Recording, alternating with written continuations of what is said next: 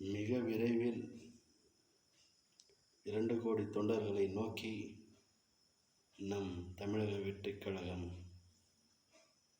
கட்டமைப்பில் மிகவும் சக்தி வாய்ந்த தொண்டர்களை கொண்டு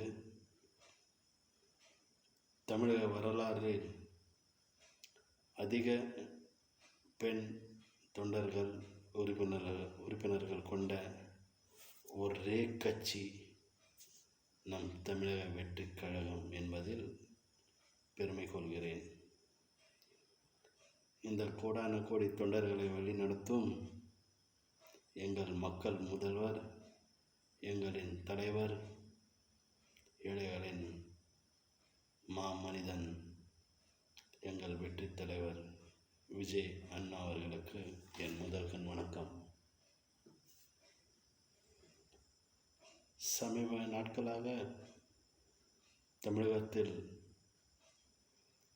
பெரும் பெண்களுக்கு கொடுமைகள் அதிகமாகிக் கொண்டிருக்கிறது. சில மாதங்களுக்கு முன்பு சென்னை இந்தியாவிலேயே பழமை வாய்ந்த புகழ் வாய்ந்த அண்ணா யூனிவர்சிட்டியில் பல்கலைக்கழகத்தில் நடந்த பாலியல் வன்கொடுமை. இதைத் தொடர்ந்து சில நாட்களுக்கு முன்பு திருவண்ணாமலையில், அதாவது ஆந்திராவிலிருந்து தாயும் மகளும் ஆயுத பூஜை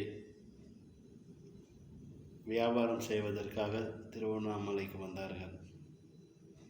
அவர்கள் இருவரையும் அழைத்துச் சென்று ஒரு காவலர், தமிழ்நாட்டின் மக்களுக்காக பாதுகாப்பு அளிக்க வேண்டிய ஒரு காவலர் பாலியல் வன்கொடுமையில் ஈடுபட்டிருக்கிறார். மிக மிக வேதனைக்குரிய ஒரு விஷயம். இதை பின்தொடர்ந்து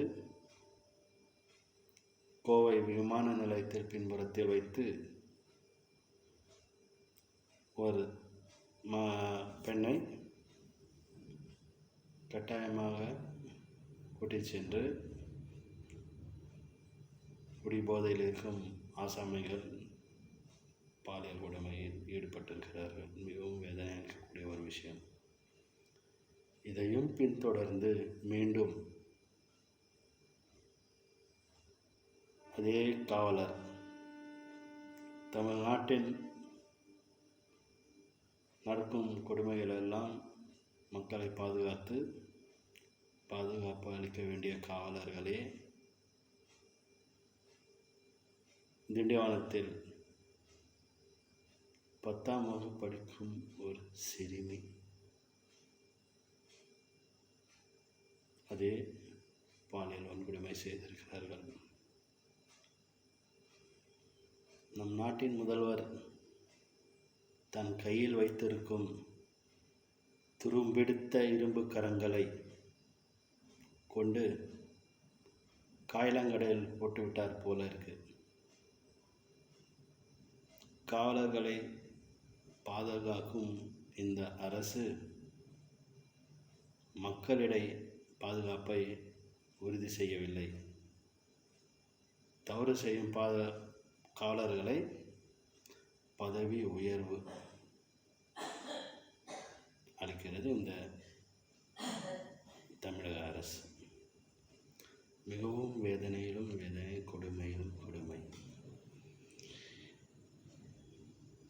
நாளுக்கு நாள் பெண்களுக்கு எதிரான வன்கொடுமைகள் அதிகமாக இருக்கிறது. இது மக்கள் நீங்கள் பார்த்து கொண்டு தான் இருக்கிறீர்கள். தயவுசெய்து இந்த கொடுங்கோல் ஆட்சியிலிருந்து தமிழக மக்கள், தமிழக பெண் குழந்தைகளை மீட்க 2026இல் நம் உறுதியெடுப்போம். தமிழக வெற்றிக் கழகத்தின் தலைவர், மக்களின் தலைவர், 2 கோடிக்கு மேல் தொண்டர்களை வைத்திருக்கும் தலைவரை தேர்ந்தெடுப்போம். இதுபோல் கொடும் செயலில் ஈடுபடும் காவலராக இருக்கட்டும், அது யாராக இருக்கட்டும், தகுந்த தண்டனையை கொடுத்து அவர்களை கொடுமையான செயலிலிருந்து மக்களை காப்பாற்றி பெண்களுக்கு 100% பாதுகாப்பு அளிக்கக்கூடிய அரசாக அமையும் என்பதில் எந்த மாற்று கருத்தும் கிடையாது.